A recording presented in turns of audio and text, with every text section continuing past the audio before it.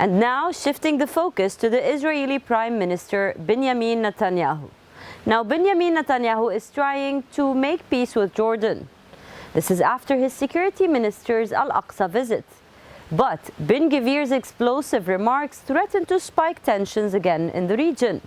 Now that's not all what Benjamin Netanyahu has to deal with. He's facing protests. Thousands are protesting against his government's proposed judiciary reforms. We tell you more in this report.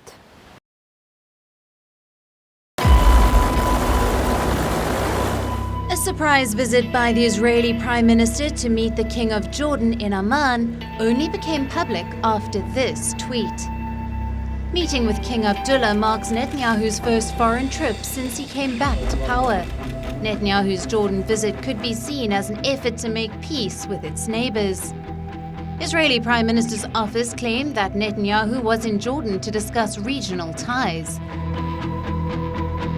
However, the royal court claimed that the king told Netanyahu that Israel should respect the status quo of Jerusalem's Holy Al-Aqsa Mosque. This after far-right Israeli National Security Minister Itamar Ben-Gvir visited the mosque compound on the 3rd of January. Jews revere Al-Aqsa as the Temple Mount. The compound is also Islam's third holiest site after Mecca and Medina. Ben-Gvir's visit caused a massive outrage among Palestinians and the Arab states. What's added to the furor is Ben-Gvir's latest remarks.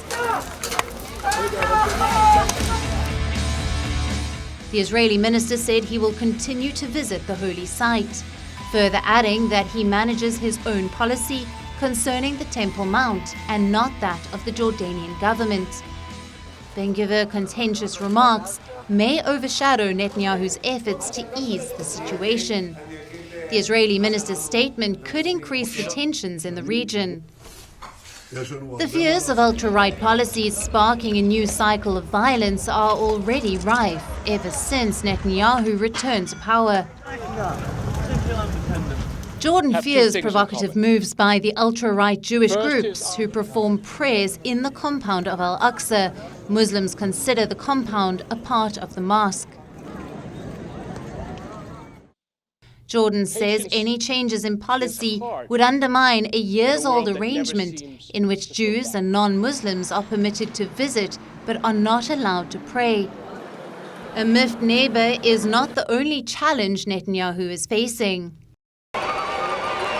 Israel is also witnessing massive unrest over government's bid to overhaul judicial system. The protesters have been staging demonstrations in different parts of the country to oppose the new legal reforms. On the 24th of January, the protesters chanting "Democracy" blocked a main road in Tel Aviv.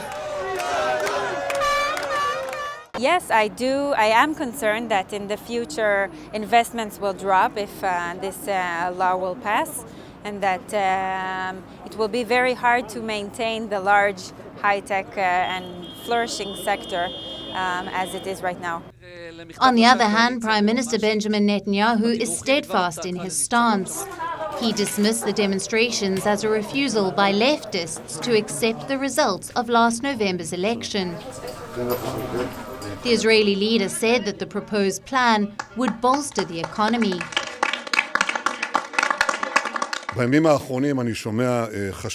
In recent days, I've been hearing concerns regarding the impact of the judicial reform on our economic resilience. Here too, I would like to set the record straight. The exact opposite is true. Not only do our moves to strengthen the democracy in Israel not hurt the economy, they will strengthen it.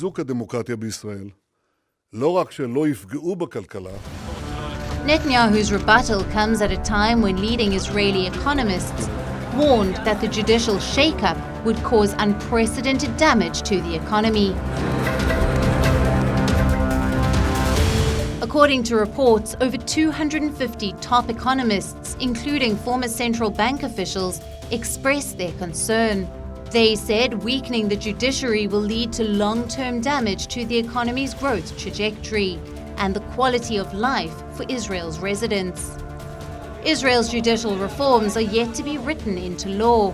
The reforms would tighten political control over judicial appointments.